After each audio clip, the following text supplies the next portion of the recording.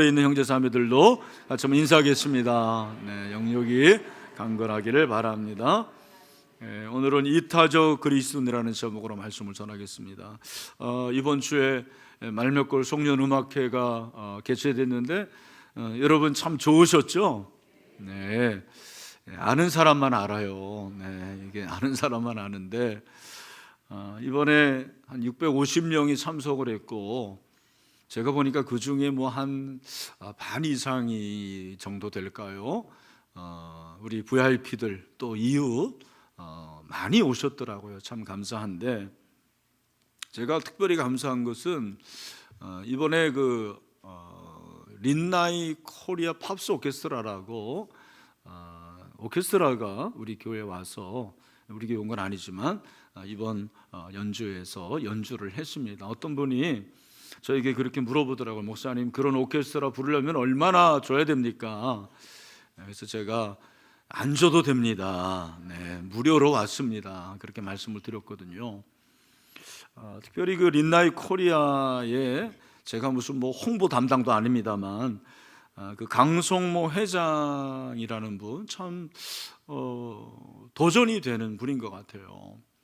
살아있는 사람에 대해서 이렇게 한마디로 말하기는 어렵지만 참 존경받을 만한 분이다라는 생각이 듭니다. 훈장도 이렇게 받았더라고요.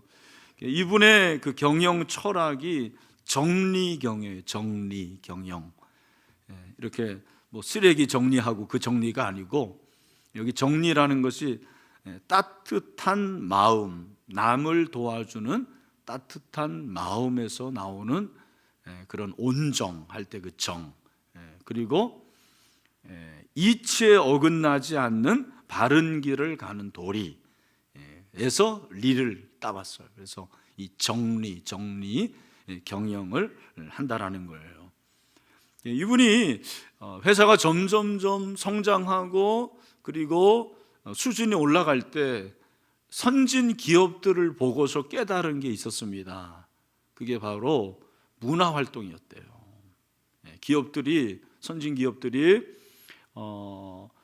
점점점 확장되고 수준에 올라가면 사회 활동에 눈을 뜨는데 문화를 통해서 사회에 기여를 하더라는 거예요. 그래서 1986년도에 작은 린나이 밴드를 창설을 한 거예요.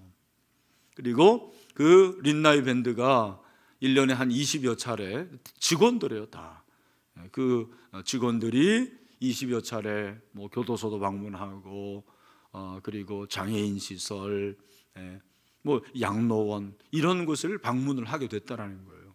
그래서 오늘날의 린나이 팝스 오케스트라가 된 것입니다. 우리 교회도 그런 의미에서 금천구를 섬기기 위해서 이번에 연주를 하게 되었습니다. 참 멋진 분이죠. 네. 그래서 이분이 장로님이더라고요. 장로님이고 6.25를 통해서 예수님을 만났더라고요. 그 피난하면서 예수님을 영접하게 되고 그렇게 신앙으로 사는 분이 되었습니다. 바로 이런 분이 이타적인 그리스도인이라는 생각이 듭니다. 지난주 우리는 룻이 보아스의 타작마당에서 된 일을 나오미에게 다 고한 것에 대해서 살펴보았습니다. 그 나오미가 룻의 얘기를 듣고 뭐라고 말했습니까? 여기 앉아 있으라. 앉아 있으라는 것은 무슨 말이라고 그랬습니까? 기다리라. 네, 기다리라라는 말이었습니다. 기억하는 분들이 많네요. 여러분, 보아스가 그렇게 그 룻을 만난 후에 오늘은 화면이 바뀝니다.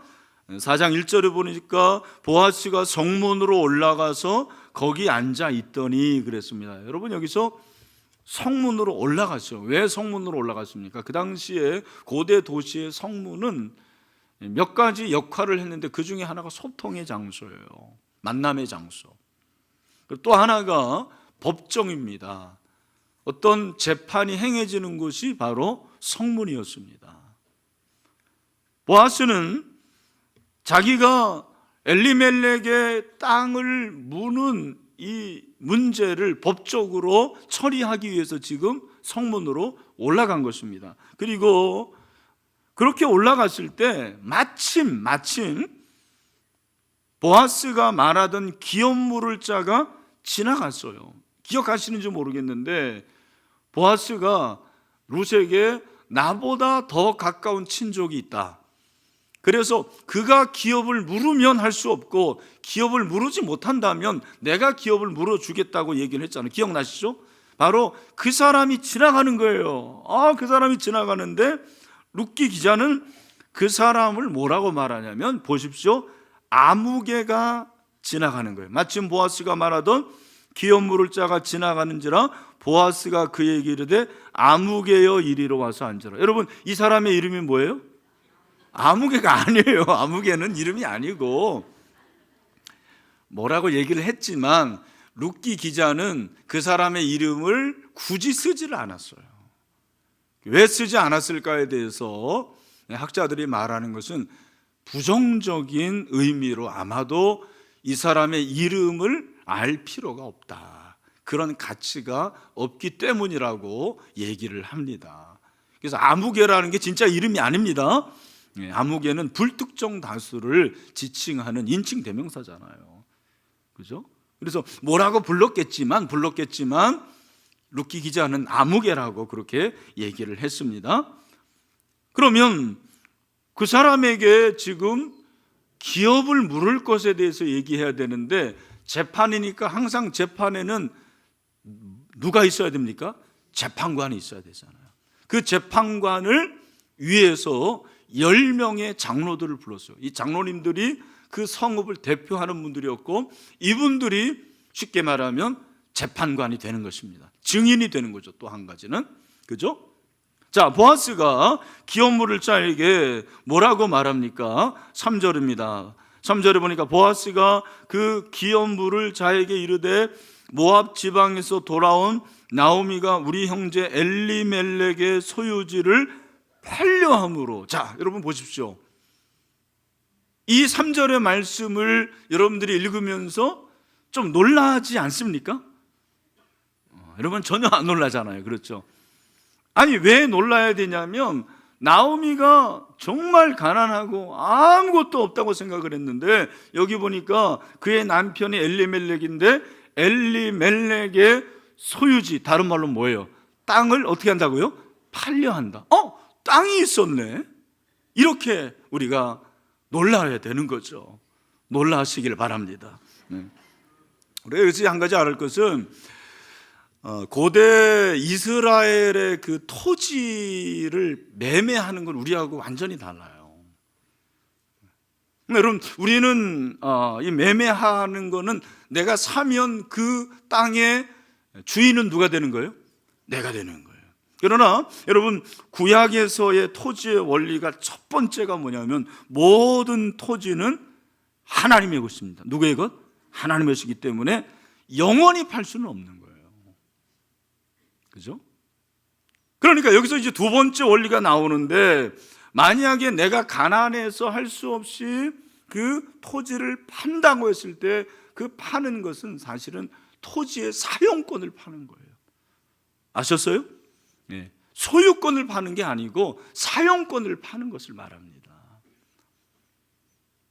나오미의 경우는 모압으로 내려가면서 가난하게 되니까 아마 그 사용권을 팔았는데 구약의 참 신기한 또 땅에서의 원리가 뭐냐면 여러분, 우리는 땅을 팔았다고 합시다. 그러면 내가 A라는 사람에게 땅을 팔면 내가 그 A라는 사람의 땅을 사려면 누구 마음대로 사야 됩니까? A라는 사람의 마음대로죠. 그 사람이 팔아야지 그 땅을 매입을 할 수가 있어요. 그렇죠? 네, 땅을 사봤어야지 알지. 네. 여러분, 땅 있으세요? 네? 땅 없어요. 땅이 있게 되기를 바랍니다. 아멘. 그래요. 그래서 하여튼 그래야 되는데 구약은 달라요. 구약은 내가 만약에 가난해가지고 A라는 사람에게 사용권을 팔았잖아요. 그런데 B라는 사람이 딱 나타나가지고 내가 당신을 위해서 땅을 다시 사주겠다. 그러면 그게 가능한 거예요. A라는 사람이 주인임에도 불구하고 내가 그 땅을 팔았기 때문에 B라는 사람이 얼마든지 땅을 사줄 수가 있어요. 그걸 뭐라는 거예요? 그걸 기업 물으는 거라는 거예요. 히브리어로 고엘이라는 거예요. 참 신기하죠.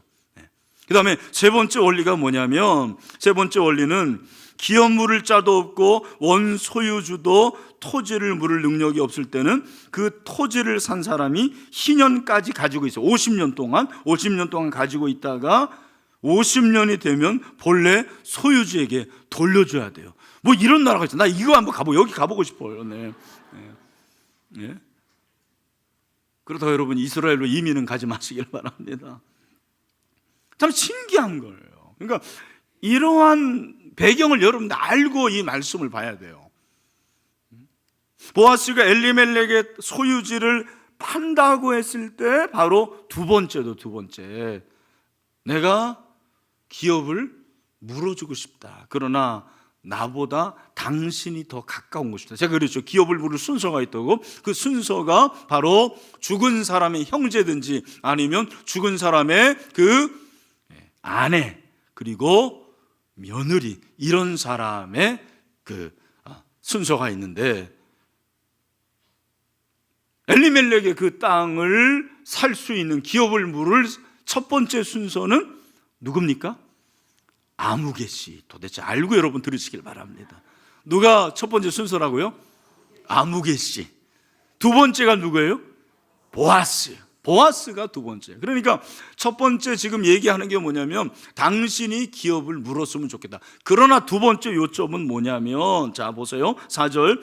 내가 여기 앉을 이들과 내 백성의 장로들 앞에서 그것을 사라고 내게 말하여 알게 하려 했노라. 만일 내가 물으려면 물으려니와 만일 내가 물으지 아니하려거든 내게 고하여 알게 하라. 내 다음은 나요 그 외에는 물을 자가 없느니라. 자, 저를 보십시오. 그러니까 첫 번째 지금 보아스가 말하는 거는 엘리멜렉의 그 땅을 당신이 물어주면 좋겠다.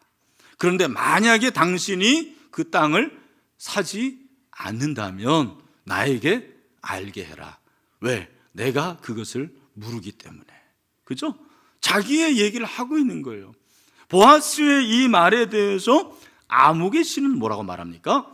4절 하반절 맨 밑에 보니까 그가 이르되 내가 물으리라. 누가 물으겠다라는 거예요? 아무개 씨가 물으겠다라는 거예요. 자, 만약에 여기서 끝난다면 여러분 룻기는 굉장히 어떻게 보면 싱겁게 끝나는 거예요. 전혀 의외의 아무개 씨가 나와가지고는 기업도 물어주고, 그렇게 되면 이게 어떻게 되는 거예요? 룻과 결혼을 또 못하는 거잖아요, 보아스가. 근데 이때 5절 보아스가 이르되 잠깐만, 그러는 거죠. Just for a moment. 네, 잠깐만. 뭐라고 그래요? 내가 나오미의 손에서 그 밭을 사는 날에 곧 죽은 자의 아내 모압 여인 룻에게서 사서 그 죽은 자의 기업을 그의 이름으로 세워야 할지나. 여러분 이걸 잘 이해해야 되는데, 이게 무슨 말이냐면, 여러분 그 당시에는 이 기업을 물은 고엘 제도는 어떤 과 연관이 있었냐면 계대 결혼이라는 게 있어요. 그러니까 조금 아까 얘기한 대로 기업을 물으는과 동시에 그 죽은 사람의 아내나 그리고 며느리까지 땅을 매입하는 사람이 책임을 져야 되는 거예요. 그 책임은 결혼일 뿐만 아니라 부양권까지 말하는 거죠. 부양할 책임이 있는 거예요. 그러니까 보아스는 네가 정말 그렇게 하겠느냐, 땅을 살 뿐만 아니라 이 땅의 주인 죽은 엘리멜렉의 아내 나오미도 네가 책임질 수 있느냐, 그리고 그의 며느리 이방 여인 룻까지 네가 책임질 수 있겠느냐라고 얘기를 했어요. 그러니까 뭐라는 거예요? 6절, 우리 다 같이 한번 6절을 읽어볼까요? 시작. 그 기업 물을 자가 이르되 나는 내 기업에 손해가 있을까요? 나를 위하여 물으지 못하노니 내가 물을 것을 내가 물으라. 나는 물으지 못하겠노라 하는지라. 아멘. 무슨 말입니까? 아무개 씨가 갑자기 어떻게 되는 거예요? 돌변이 되는 거예요. 갑자기 변해서 나 못 물으겠다, 당신이 물어라, 이렇게 된 거예요. 여러분 여기서 한 가지 우리가 생각할 것은 왜 이 아무개 씨가 갑자기 기업을 무르지 못하겠다고 그렇게 얘기를 했을까요? 왜 내가 기업을 무르지 못하겠다고 그렇게 갑자기 변했을까요? 여러분 여기서 우리가 관심을 가져야 될 것은 6절에 나는 내 기업에 손해가 있기 때문에 무르지 못한다 그랬잖아요. 성경에 모든 답은 어디에 있다? 성경에 그랬잖아요.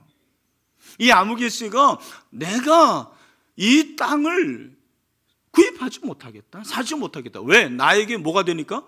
손해가 되기 때문에. 여러분 이 손해가 된다라고 하는 단어는 히브리어로 어떤 의미가 있냐면 망하게 하다, 몹쓰게 하다, 파괴하다 그런 의미가 있어요. 무슨 말입니까? 내가 만약에 이 땅을 무른다면, 이 땅을 산다면 내 재산에 손해가 된다라는 말은 내 재산을 망하게 하고 몹쓰게 하고 그리고 나를 파괴하는 것이 된다. 그래서 하지 못하겠다라는 거예요. 여러분 그 무슨 말입니까? 여러분 이걸 아셔야 돼요. 적어도 기업을 무르고 그 땅을 사서 엘리멜렉의 아내 나오미하고 혹시 결혼해서 나오미를 책임지는 것은 가능할 것 같아요. 왜? 늙어서 금방 죽을 수 있으니까. 여기 뭐 어르신들 죄송합니다만, 네. 어르신들을 향해서 말하는 건 아니에요. 근데 그 다음에 문제가 누굽니까? 룻인데 룻은 앞길이 창창해요. 룻하고 결혼하면은 이방 여인하고 결혼하는 게 되고 꼬리표가 달릴 수도 있고, 룻은 젊잖아요. 그 젊은 여자하고 결혼해가지고 아들을 낳고 딸을 낳고 하면은 그 자녀들을 다 누가 책임져야 되는 거예요? 아무개 씨가. 그러니까 못하겠나라는 거죠.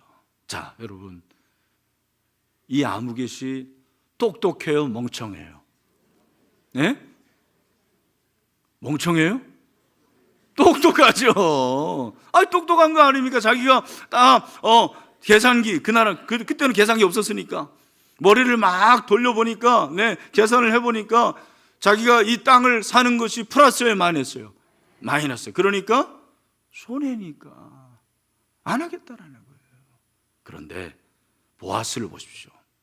여러분 보아스는 뭐라고 말합니까? 9절에 보아스가 장로들과 모든 백성에게 이르되 내가 엘리멜렉과 기령과 말론에게 했던 모든 것을 나오미의 손에서 산 일에 너희가 오늘 첫 번째는 내가 이 땅을 구입함과 동시에 나오미를 책임지겠다라는 거예요. 나오미를 책임지겠다. 뿐만 아니라 10절 또 말론의 아내 모압 여인 룻을 사서, 룻을 어떻게 한다고요? 사서. 그 말은 룻과 어떻게 한다라는 거예요? 결혼해서 나의 아내로 맞이하고 그 죽은 자의 기업, 그 땅을 그의 이름으로 세워 그리고 그의 가족을 세워서 그의 이름이 그의 형제중과 그곳 성문에서 끊어지지 아니하게 하며 너희가 오늘 증인이 되었느니라. 아멘.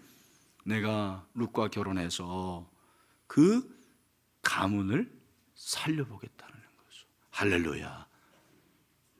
여러분 보아스 똑똑해요, 멍청해요? 멍청하죠, 여러분. 참 이렇게 여러분 보아스는 멍청한 거예요. 자기가 그걸 다 책임져야 되는데 여러분 손해입니까? 손해 아닙니까? 손해죠. 그러나 나는 이 가정을 살리겠다라는 거예요.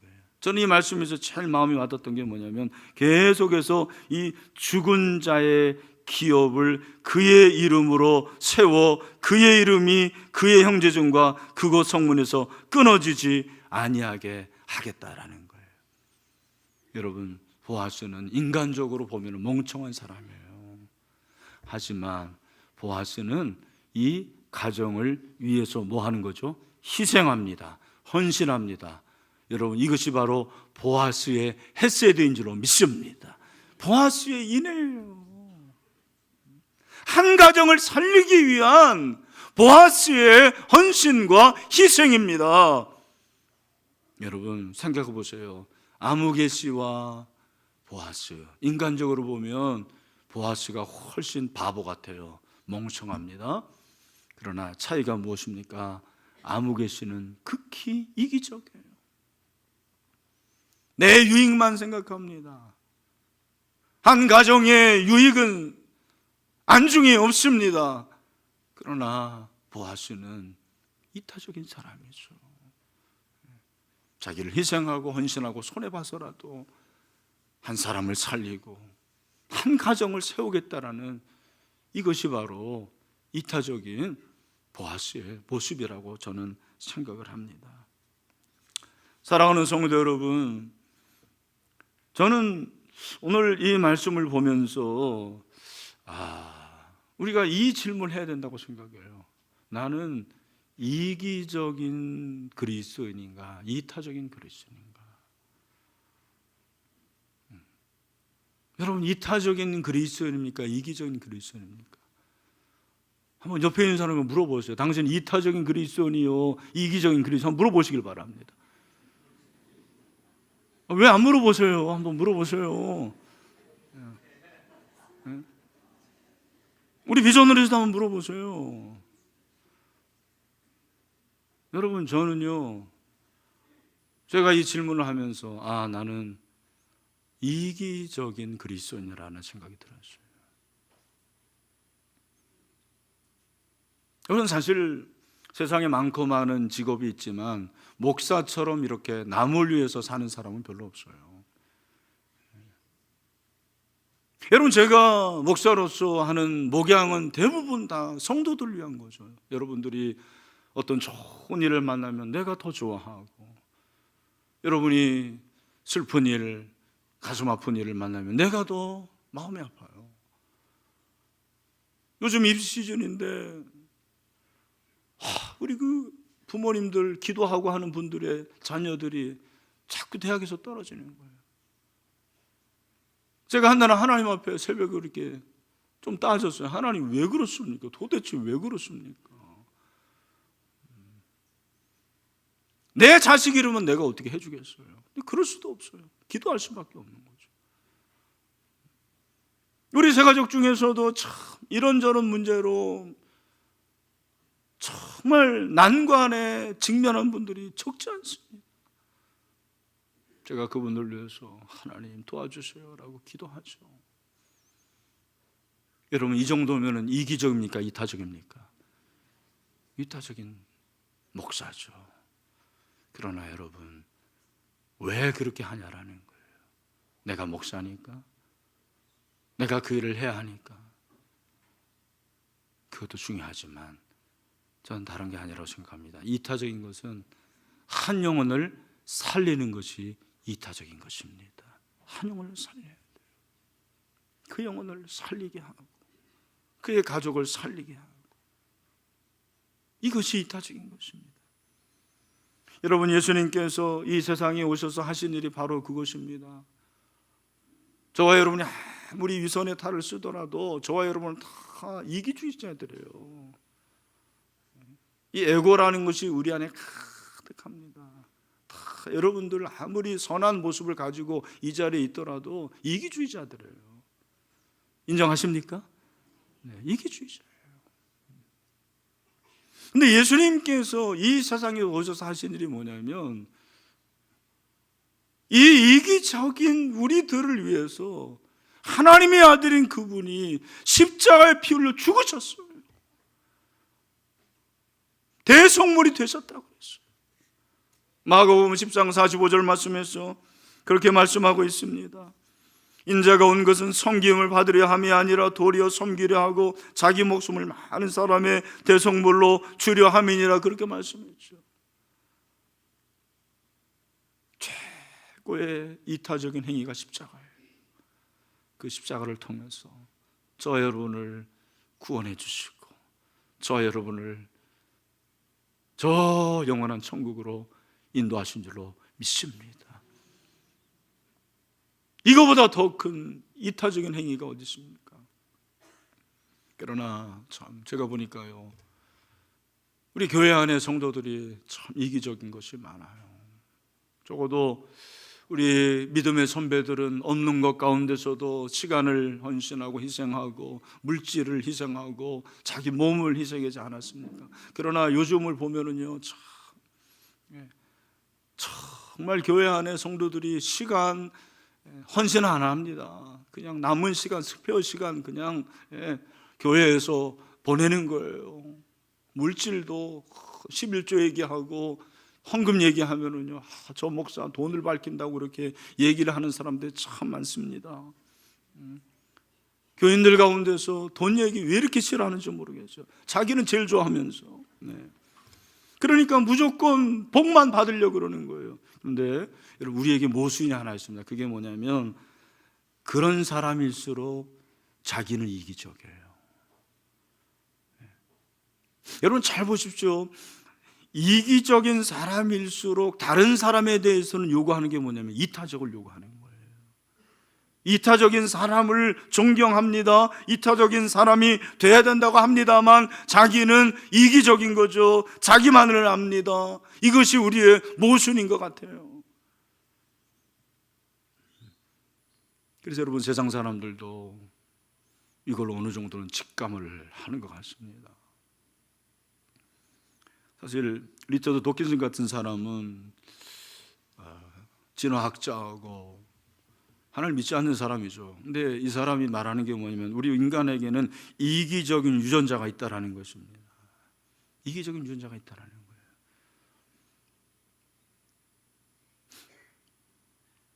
매튜 리들리 같은 사람은 반면에 이타적인 유전자를 얘기하면서 이 두 가지가 다 말하는 게 뭐냐면 결국 우리 인간은 자기 중심이라는 거예요. 그게 여러분들이 아마 학교에서 배웠던 성선설, 성악설일 수 있죠. 근데 저는 이걸 보면서 생각한 게 뭐냐면 이게 성경적으로 말하면 이 이기적인 유전자가 바로 죄구나라는 걸 깨달았어요. 죄가 내 안에 있구나. 그럼 왜 내가 이기적일 수밖에 없냐면 죄 때문에 그런 거예요. 죄는 여러분이 아시는 대로 내가 중심에 있는 게 죄예요. 영어로 SIN이라는 것은 제가 늘 말씀드립니다만 내가 주인이에요. 그러니 이기적일 수밖에 없습니다.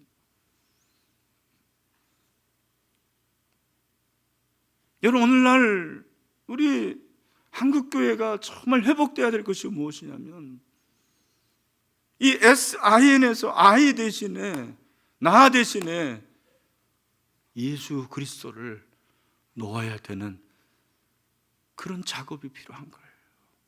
그리고 나 대신에 너, SIN 대신에 SY, 내 옆에 있는 이웃, 타인을 놔야 되거든요. 저는 한국교회가 왜 이렇게 지탄을 받을까라는 생각을 해봅니다.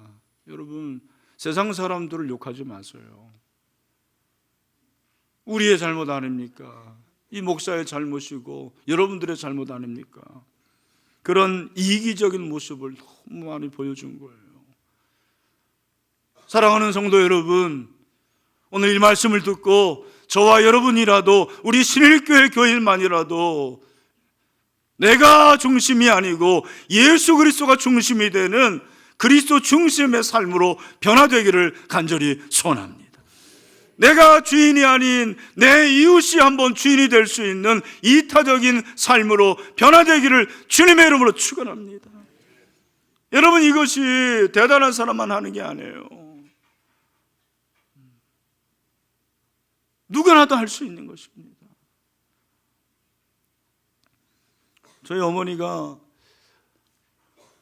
아버지 돌아가신 후에 굉장히 힘들어 하시죠. 외롭다고 하고 무섭다고 하고. 근데 여러분, 저희 어머니 사시는 그 라인에 순복음교회 권사님이 계시는데 그분이 그렇게 자주 오시는 거예요. 자주 오셔가지고 위로해 주시고. 근데 여러분, 위로할 때는 항상 맨입으로 오면 안 돼요. 항상 뭘 가지고 오시면, 지난번에 제가 갔더니 고구마를 구워가지고 왔는데 진짜 제가요, 그렇게 맛있는 구운 고구마 처음 먹어봤어요. 제가 3개를 먹었습니다. 참고로 여러분, 남에게 뭘 줄 때는 먹다 남은 거 이런 거 주지 마세요. 최고로 주시길 바랍니다. 안 그러면 죽어도 남아요. 저 욕 먹어요, 여러분. 얼마나 감사한지. 여러분, 그게 이타적인 거예요. 오늘 여러분 눈 오지 않았습니까? 눈 오면은 눈을 어떻게 해야 돼요? 우리는 치워야 되는데 내 집 앞만 치워야 되는 거죠? 아니죠. 쓰레기를 치워주고, 여러분 김장도 마찬가지. 정말 저는요 이 김장하는 데 있어서 늘 아직도 좀 아쉬운 게 뭐냐면, 우리 한 1000포기 해가지고 그때는 다 장로님들도 오시고 남성분들도 다 오셔가지고 대대적으로 한번 김장 잔치를 해가지고 이 주변에 있는 사람들에게 한번 나눠줬으면 좋겠다 하는 마음도 있어요. 여러분, 우리가 이타적으로 살지 않아서 그렇지 얼마든지 살 수 있거든요. 세상이 원하는 게 그거예요. 바로 너희 예수 믿는 사람들, 너희들끼리만 그렇게 좋다고 하지 말고, 은혜 받지 말고, 너희들의 아성을 쌓지 말고 한번 세상을 위해서 한번 일해봐라. 여러분, 오늘 그렇게 되기를 주님의 이름으로 축원합니다. 이 성탄절에 저는 다른 거 바라지 않습니다. 여러분 한 사람이 꼭 있었으면 좋겠고요. 그 한 사람을 위해서 여러분들이 시간을 헌신하고 물질을 헌신하고, 그리고 여러분의 마음을 헌신해서 보아스가 루세의 가정을 살린 것처럼 그 한 사람이 저와 여러분을 통해서 살아나는 역사가 있게 되기를 소원합니다. 저는 그게 목자라고 생각해요. 그게 교역자죠. 그게 교사죠. 이타적인 그리스도인이 되어야 되는 것을 우리가 말씀하고 있습니다. 신일교회도 마찬가지입니다. 이타적인 교회가 되어야 돼요. 제가 늘 말씀드립니다. 우리 신일교회가 성도수가 늘어나고 건물이 커지고 주차장이 넓어진다고 해서 세상 사람들이 은혜 받지 않습니다. 세상 사람들이 감동받지 않습니다. 오히려 그것 때문에 저 교회 부자네, 저 교회 돈이 많게, 그렇게 얘기합니다. 여러분, 세상 사람들이 감동받는 것은 사실은 그들이 하지 못하는 걸 하는 거예요. 우리가 그들을 도와주고 그들처럼 낮아지고. 여러분, 사랑의 쌀 나누기 하세요. 제가 제일 먼저 쌀 가져왔어요. 우리 큰아버님이 보내주신 거 나 갖다 놨어요. 나 자랑 아닙니다. 여러분, 도전 받으라고 그러는 거예요. 우리가 지역사회를 위해서 무엇을 할 것인지 말씀드리죠, 계속. 그런데 관심을 가진 분들은 기도하세요. 여러분들이 지혜를 달라고 하십시오. 그런 분들이 모아서 정말 이 지역을 위해서 우리 신일교회가 이타적인 교회가 될 수 있게 되기를 간절히 소원합니다. 여러분이 제일 좋아하는 성경 구절 중에 하나가 아마 야베스의 기도라고 생각을 해요. 역대서 4장 10절 말씀이죠. 우리 같이 한번 다 같이 한번 읽어볼까요? 시작. 야베스가 이스라엘 하나님께 아뢰어 이르되 주께서 내게 복을 주시려거든 나의 지역을 넓히시고 주의 손으로 나를 도우사 나로 환난을 벗어나 내게 근심이 없게 하옵소서 하였더니 하나님이 그가 구하는 것을 허락하셨더라. 아멘. 여러분, 이 기도가 여러분의 기도가 되기를 축원합니다. 근데 여러분, 이 기도가 이것으로 끝나서는 안 돼요. 하나님, 나의 지역을 넓혀 주시옵소서. 이것으로 끝나면 안 됩니다. 여러분, 저와 여러분의 기도가 하나님, 내 지역에 있는 사랑하는 성도들, 그리고 이웃들의 지경이 넓어지게 하여 주시옵소서. 이런 기도해야 될 줄로 믿습니다. 우리 교회만 아니고 우리 옆에 있는 교회들이 잘 돼야 되죠. 정말 금천구를 통해서 하나님이 일하실 것을 기대할 수 있는 저와 여러분이 되시기를 주님의 이름으로 축원합니다. 근데 이게 어떻게 됩니까? 내 본성으로는 안 되는 거예요. 물론 여러분 중에서는 타고 태어난 게 좀 남을 잘 돕는데 이렇게 태어난 사람들이 있어요. 그러나 그것도 한계가 있습니다. 여러분, 믿지 않는 사람들이 봉사하는 이유가 뭔지 아십니까? 사실은 자기 만족이에요. 이거 아셔야 돼요. 그걸 통해서 자아 실현을 하는 거예요. 내가 만족을 얻는 거예요. 여러분, 우리는 그것이 봉사가 아닙니다. 우리가 봉사하는 목적, 우리가 이타적인 삶을 살아가는 목적이 무엇입니까? 오직 예수 그리스도를 나타내기 위함입니다.